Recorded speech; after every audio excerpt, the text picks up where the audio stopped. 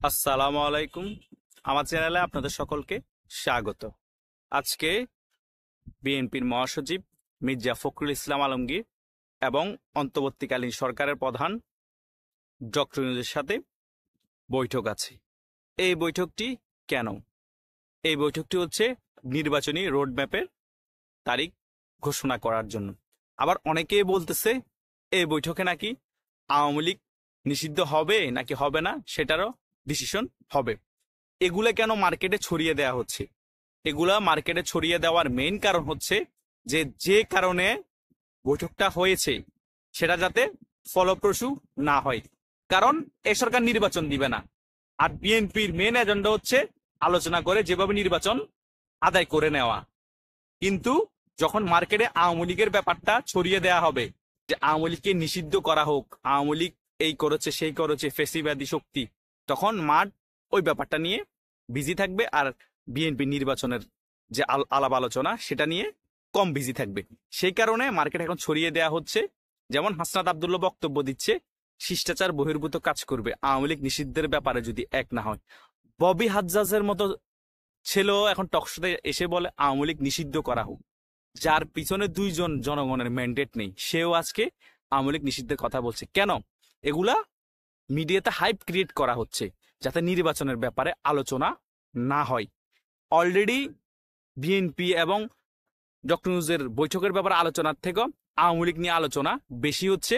আওয়ামী লীগকে নিষিদ্ধের ব্যাপারে আলোচনা, আওয়ামী লীগ মিছিল করেছে ঢাকার প্রাণকেন্দ্রে বাড্ডাতে, ওইটা নিয়ে আলোচনা, এইসব ব্যাপারে আলোচনা এখন মুখিয়ে আছে। এগুলো কিন্তু মিডিয়াতে প্রচারও বেশি হচ্ছে যাতে আওয়ামী লীগের যারা এন্ট্রি আছে তারা এসব ব্যাপার নিয়ে মেতে থাকে, বিএনপি নির্বাচনের ব্যাপার নিয়ে কম কথা বলে। বিএনপি কিন্তু বুঝেও কিছু করার নেই, কারণ বিএনপির কাছে এখন মিডিয়া হাতে নেই। মিডিয়া পুরোটা সম্পূর্ণ নিয়ন্ত্রণ করতেছে এই সরকার। এটাও একটা টেকনিক। যতই বিএনপি বৈঠকে বসুক, যতই রোডম্যাপ চাক, এ সরকার রোডম্যাপ দিবে না, বরং বৈঠকের আগ মুহূর্তে আওয়ামী লীগ সেন্টিমেন্টটাকে সামনে তুলে নিয়ে বিএনপিকে কালার করার চেষ্টা করবে। তখন বলবে আওয়ামী লীগ ফেসিবাদী শক্তি, আওয়ামী লীগের ব্যাপারে এক হতে হবে। একটা দল আওয়ামী লীগের ব্যাপারে এক হচ্ছে না। বিএনপিকে কিন্তু বক্তব্যটা দিয়ে হাসনাত আব্দুল্লাহ ভয় ধরিয়ে দিয়েছে যাতে বিএনপি এখন নির্বাচন চাইলেও ডক্টর ইউনূস নির্বাচনে রাজি হবে না। এটাই তো, ডক্টর ইউনূস যদি ভিতর থেকে ব্যাক না করে যে 5 বছর আমাকে তোমরা দেখতে চাও, এটা চারিদিকে তোমরা ছড়িয়ে দাও, এরা কি কখনো সাহস পেত যে ডক্টর ইউনূসকে 5 বছরের জন্য প্রধানমন্ত্রী হিসেবে দেখতে চাই? অন্যান্য উপদেষ্টারা বলতেছে যেখানে যাই জনগণ বলে ডক্টর ইউনূসকে 5 বছরের জন্য ক্ষমতায় দেখতে চাই। এগুলো তো ডক্টর ইউনূস নিজেই ছড়িয়ে দিতে বলেছে। ডক্টর ইউনূস সামনে বলতেছে যে আমি এই চেয়ারের ক্ষমতা চাই না, আমি যত তাড়াতাড়ি সম্ভব চলে যেতে পারি।